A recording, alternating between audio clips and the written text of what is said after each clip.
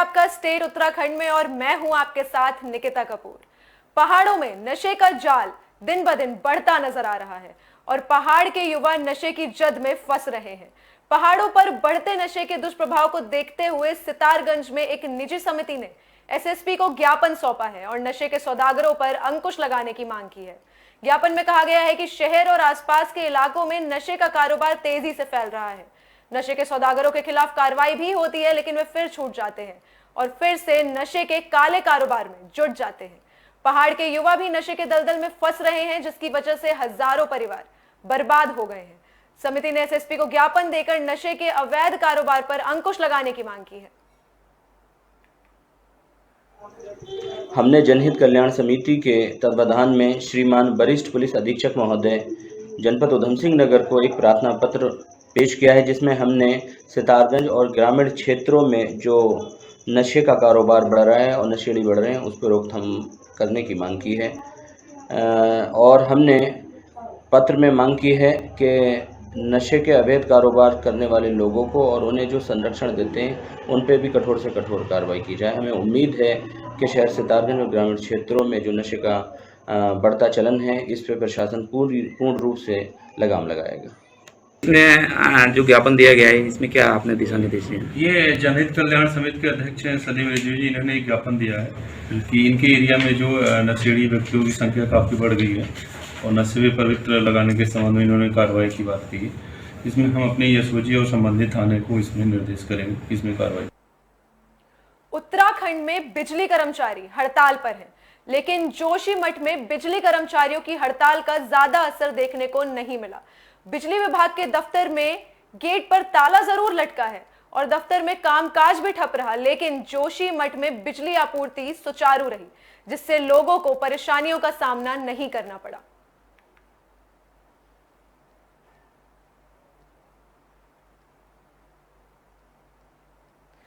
हरिद्वार के बहाराबाद में बिजली कर्मचारियों संयुक्त संघर्ष समिति ने 14 सूत्री मांगों को लेकर प्रदर्शन किया। बिजली कर्मचारियों का कहना है कि साल 2017 में एक समझौता हुआ था, जिससे आज तक लागू नहीं किया गया है। कर्मचारियों का कहना है कि जब उत्तराखंड बना था उस वक्त भी केंद्र सरकार ने आश्वासन दिया था कि यूपी और उत्तराखंड में कर्मचारियों में समानता रहेगी, लेकिन सभी आश्वासन हवा हवाई साबित हुए। उन्होंने कहा कि साल 2002 के बाद कर्मचारियों की पेंशन को भी मुक्त कर दिया गया, जो कि अन्यायपूर्ण है। मेरा नाम गजेंद्र कौशिक है। धरने पर बैठने का विशेष कारण यह है कि हमारी 14 सूत्रीय मांगे हैं, जिनको लेकर के हम यहाँ आंदोलनरत हैं। काफी लंबे समय से शासन और प्रशासन को विभिन्न प्रकार के विभिन्न माध्यमों से उनको समझाते रहे, परंतु हमारी किसी भी मांग पर अभी तक ध्यान नहीं दिया गया। यहाँ तक कि 2017 में भी जो हमारा समझौता हुआ था वो समझौता भी आज तक लागू नहीं किया गया। और जिनको हम आज मांगे कह रहे हैं, एक्चुअली में ये मांगे नहीं है, ये हमारा अधिकार है। जब उत्तराखंड राज्य गठन होने से पहले जब हम उत्तर प्रदेश राज्य विद्युत परिषद को बिलोंग करते थे, उस समय जब हमारा बंटवारा हुआ और हम उत्तराखंड राज्य के अंतर्गत आए, तो केंद्र सरकार ने भी हमें ये आश्वासन दिया था कि उत्तराखंड विद्युत कर्मियों की कोई भी सेवाएं उत्तर प्रदेश से कमतर नहीं होंगी। और आज हम उत्तर प्रदेश से भी कमतर सेवाएं ले रहे हैं। हमारे बहुत से भत्तों में कटौती की गई है। अष्टादश भुजा महालक्ष्मी मंदिर के संस्थापक महामंडेश्वर स्वामी बालकृष्ण यति महाराज के निर्वाण दिवस पर कार्यक्रम का आयोजन किया गया और माल्यार्पण करने के साथ ही उन्हें याद किया गया। हर साल की तरह इस साल भी विशेषज्ञ डॉक्टर्स की देखरेख में चिकित्सा शिविर का आयोजन किया गया, जिसमें लोगों के स्वास्थ्य की मुफ्त में जांच की गई। इसके अलावा मंदिर में विशेष पूजा पाठ के साथ भव्य रूप से सुंदरकांड पाठ का भी आयोजन किया गया है। 27 जुलाई 2013 को वाराणसी में अपना शरीर त्याग किया था। उन्हीं की पावन स्मृति में, उन्हीं के निर्माण दिवस के रूप में हम लोग 27 जुलाई को आज महाराज की पावन पुण्य तिथि के रूप में वृक्षारोपण की तरह और बेटी बचाओ बेटी पढ़ाओ के तहत के अभियान हम लोग उनके निर्माण दिवस के इस पावन अवसर पर भगवान श्री हनुमान जी महाराज की कृपा से सुंदरकांड का यह आयोजन किया गया है। 27 जुलाई उत्तराखंड में सफाई कर्मचारी हड़ताल पर है। उधम सिंह नगर में भी सफाई कर्मचारी 11 सूत्री मांगों को लेकर लगातार प्रदर्शन कर रहे हैं। सफाई कर्मचारियों ने चेतावनी दी है कि जब तक सरकार उनकी मांगे नहीं मान लेती तब तक उनका प्रदर्शन जारी रहेगा। सितारगंज नगर पालिका परिसर में सफाई कर्मचारियों ने हड़ताल के दौरान जमकर नारेबाजी की। सफाई कर्मचारियों की हड़ताल पर जाने की वजह से जगह जगह कूड़े का ढेर लगा हुआ दिखाई दिया। सरकार पर उपेक्षा का आरोप लगाते हुए सफाई कर्मचारियों ने कहा कि अगर उनकी मांगे नहीं मानी गई तो आने वाले दिनों में उग्र प्रदर्शन किया जाएगा। सफाई कर्मचारियों ने कहा कि कोरोना काल के दौरान सरकार ने उन्हें हार पहनाकर सम्मानित किया, लेकिन जब वे मांगों को लेकर सरकार के सामने गए तो सरकार उनकी मांगे नहीं मान रही है। सत्ता और ये सरकार का कोई भी प्रतिनिधि हमारी सुध लेने नहीं आया। आज हमको 5 दिन यहाँ बैठे हो गए, लेकिन अभी तक कोई भी शासन प्रशासन का कोई भी नुमाइंदा हमारा अभी तक सुध लेने ही नहीं आया कि ये लोग जिए या मर गए हैं। कोई सुध लेने नहीं आया। फिर अगर सरकार अगर हमारी इस चीज़ को अगर जल्दी उसको नहीं मानती है तो उसमें हम सड़कों पर निकलेंगे, उग्र आंदोलन करेंगे। और देखिए इसमें हमने 8,750 रुपये हमें मिलता है। इसमें कैसे हम अपना जीवन यापन करें, बच्चों को पढ़ाएं, बीमारी हारी बीमारी कैसे क्या करें, बहुत ज़्यादा ही हम परेशान हैं। बाजपुर में डीएम के आदेश पर नगर पालिका और तहसील प्रशासन ने पंडित दीनदयाल उपाध्याय पार्क की जमीन की पैमाइश की। इस दौरान पार्क की जमीन पर अवैध कब्जे का मामला सामने आया है।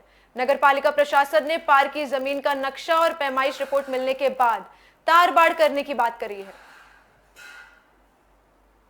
ये मामला एक है, हमारे पंडित दीनदयाल उपाध्याय के नाम से एक पार्क है जो खसरा नंबर 108 ओ में दर्ज है। बंजर भूमि है जो नगर पालिका के नाम दर्ज है, जिसमें दीनदयाल उपाध्याय जी की मूर्ति और 4 दीवारी हुई है। कुछ जगह इसमें कुछ लोगों ने जो दबा रखी है उसकी पैमाइश के लिए जिलाधिकारी महोदय के आदेशानुसार और उप जिलाधिकारी के आदेशानुसार आज इसके संयुक्त रूप से निरीक्षण किया गया। राजस्व विभाग की टीम द्वारा जो पूरी नापजोख की गई है और उसमें कुछ ज़मीन जो है वो पार्क का हिस्सा है, जो उसका जो दुरुपयोग हो रहा है। ये मामला पौड़ी में तो सफाई कर्मचारियों की हड़ताल के साइड इफेक्ट्स दिखने लगे हैं। दरअसल डीएम ने नगर पालिका अध्यक्ष यशपाल बेनाम को वैकल्पिक व्यवस्था के तौर पर कूड़ा उठाने की बात कही, जिस पर नगर पालिका अध्यक्ष भड़क गए। उन्होंने कहा कि सफाई कर्मचारियों की हड़ताल प्रदेश व्यापी है और शहर में सफाई के लिए अधिकारी सिर्फ तस्वीरें खिंचवाने के लिए पहुंचते हैं। उन्होंने डीएम को कहा कि अधिकारी भी सफाई कर्मचारियों के साथ सफाई करें, जिसे लेकर डीएम और नगर पालिका अध्यक्ष में बहस छिड़ गई। वहीं यशपाल बेनाम ने कहा कि केवल पौड़ी में ही कर्मचारियों के ऊपर कूड़ा निस्तारण के लिए दबाव बनाया जा रहा है। उन्होंने विधायक मुकेश कोहली के सामने विरोध जताते हुए कहा कि जिला कार्य समिति की बैठक के दिन प्रदेश के मंत्रियों ने सफाई कर्मचारी का ज्ञापन तक नहीं लिया, जबकि कोरोना काल में इन्हीं मंत्रियों ने सफाई कर्मचारियों को सम्मान समारोह के दौरान सम्मानित भी किया था। इस पूरे मामले में जिला अधिकारी पौड़ी डॉक्टर विजय कुमार ने कहा कि इन दिनों सफाई कर्मचारी हड़ताल पर हैं और वे सभी शहर के सभी नागरिकों से निवेदन करते हैं कि वे शहर को साफ सुथरा रखने में जिला प्रशासन का सहयोग करें। उन तमाम शहीदों को नमन करता हूं जिन्होंने कारगिल पे विजय पताका लहराई थी, और मैं भी आंदोलनकारी हूं, उत्तराखंड आंदोलन में रहा हूं। तो इस मौके पे तू मैं नहीं, डीएम साहब ने मुझसे ये कहा कि साहब तुम्हारी जिम्मेदारी है सफाई करने की। तो उससे मैंने कहा मेरी जिम्मेदारी इसलिए नहीं है ये क्योंकि राज्यव्यापी हड़ताल है, और अगर डीएम साहब मेरी जिम्मेदारी मान रहे हैं तो डीएम साहब को मुझसे वार्ता करनी चाहिए थी। मेरे ईओ को वो निर्देशित कर रहे हैं कि मैं तुम्हारा ये कर दूंगा वो कर दूंगा, मेरे कर्मचारियों को उनके द्वारा डराया धमकाया जा रहा है। तो मैं जब नगर पालिका मुझे डीएम साहब बुलाते, अभी विधायक जी थे वहां पर, तो हमने कहा ये आपस में वार्ता कीजिए, और मेरे हाथ में ये हड़ताल नहीं है। मैंने कहा ये राज्य सरकार के हाथ में है, राज्य सरकार जिस तरह से इन्हें निर्देशित करेगी। और आप देखिए कि सफाई कर्मियों का काम कूड़ा उठाना उनका काम है। एक तरफ हमने उन्हें कोरोना के टाइम पे जो है बिल्कुल सुपर हीरो बना दिया था, और आज हम उन लोगों को अगर मांग उनकी जायज है उसमें अगर हम उन्हें जीरो की उपाधि दे तो मैं समझता हूँ गलत बात है। पौड़ी शहर में जो अभी नगर पालिका के अंतर्गत जो कूड़ा उठाने का कार्रवाई जो बंद पड़ा हुआ है, कर्मचारियों द्वारा हड़ताल किया जा रहा है। कर्मचारियों की यूनियन के साथ में भी वार्ता किया गया है, उन लोग से आग्रह किया जा रहा है कि अपना शहर की स्थिति को देखते हुए अपना स्ट्राइक को वापस ले लिया जाए। उनकी जो भी मांग होगी वो शासन स्तर पर विचाराधीन है, उस पर शीघ्र ही निर्णय होने की आशंका है। साथ साथ में सभी नागरिकों से भी आह्वान है कि अपने शहर में जो कूड़ा फैल रहा है उसको स्वयं क्या सावधानी से भी उसको रखा जाए, अपने आसपास के क्षेत्र में जो कूड़ा जमा हो रहा है उसको नियमित रूप से उठान करना भी, उसके लिए जो भी मदद शासन से हो रही, प्रशासन से हो रही है, उसमें अपना सहयोग करें। एसडीएम्स को सभी को निर्देश कर दिया गया है और ईओ को सभी को निर्देश कर दिया गया है कि पर्याय व्यवस्था बनाने के लिए विभिन्न स्तर पर प्रयास करना आवश्यक है, उसको तत्काल शुरुआत करें। उत्तराखंड में नदियां उफान पर हैं। लगातार हो रही बारिश से नदियों का जलस्तर बढ़ गया है, जिसकी वजह से आए दिन हादसे भी सामने आ रहे हैं। ताजा मामला कोटद्वार का है, जहां मालिनी नदी में एक युवक डूब गया। मामले की जानकारी मिलने के बाद मौके पर पहुंची पुलिस और एसडीआरएफ की टीम राहत बचाव कार्य में जुट गई, लेकिन अंधेरा होने और मौसम खराब होने की वजह से युवक का पता नहीं चल सका। आज सुबह एक बार फिर रेस्क्यू ऑपरेशन शुरू किया गया और एसडीआरएफ की टीम युवक को तलाश करने नदी में उतरी। घंटों की कड़ी मशक्कत के बाद युवक के शव को नदी से निकाला जा सका। जानकारी के मुताबिक 3-4 युवक काम खत्म करने के बाद मलिनी नदी में नहाने गए थे। नहाते वक्त एक युवक नदी में बने गहरे गड्ढे में डूब गया था। देखिए, ये एक पॉपिंस उर्फ देव नाम का लड़का था जो मजदूरी करता था। इसके 2 साथी भी इसके साथ थे, बिजनौर के रहने वाले हैं और ये प्रतिदिन यहाँ मोटा ढाक भावर क्षेत्र में मजदूरी करने आते हैं। तो ये यहाँ से मजदूरी करके आ रहे थे। शाम को 7:30-8 बजे करीब इनमें से एक दोस्त ने कहा कि घर में क्या नहाना, यहीं नहा लेते हैं नदी में। तो बिल्कुल बिजनौर के बॉर्डर पे ये लोग नहाने के लिए रुक गए। नहाते नहाते इनको अंधेरा हो गया, अंधेरे में वो लड़का स्लिप हो गया और बह गया। तो ये है कहानी। तो बस अभी तो फिलहाल उसका निकाल के पोस्टमार्टम करवा रहे हैं। पोस्टमार्टम के बाद जैसे भी देखेंगे क्या पता क्या आता है पोस्टमार्टम में, तदनुसार कार्रवाई होगी। नैनीताल में बारिश से मौसम सुहाना हो गया है। सुहाने मौसम का पर्यटक जमकर लुत्फ उठा रहे हैं। पर्यटकों ने बारिश में भी पर्यटन स्थलों का लुत्फ उठाया और नौका विहार का आनंद लिया। कई जगहों पर पहाड़ खिसकने की खबरें भी सामने आई हैं। गनीमत यह है कि किसी तरह के जान माल के नुकसान की खबर नहीं है। हालांकि जगह जगह पहाड़ से पत्थर खिसकने की वजह से यातायात व्यवस्था प्रभावित हुई है। जिला मंडल मुख्यालय को जोड़ने वाली हल्द्वानी, कालाढूंगी और भवाली सड़क पर जगह जगह सड़क पर मलबा आ गया है और लगातार पत्थर गिरने की संभावना बनी हुई है। लगातार बारिश के कारण झील के पानी में भी इजाफा हुआ है।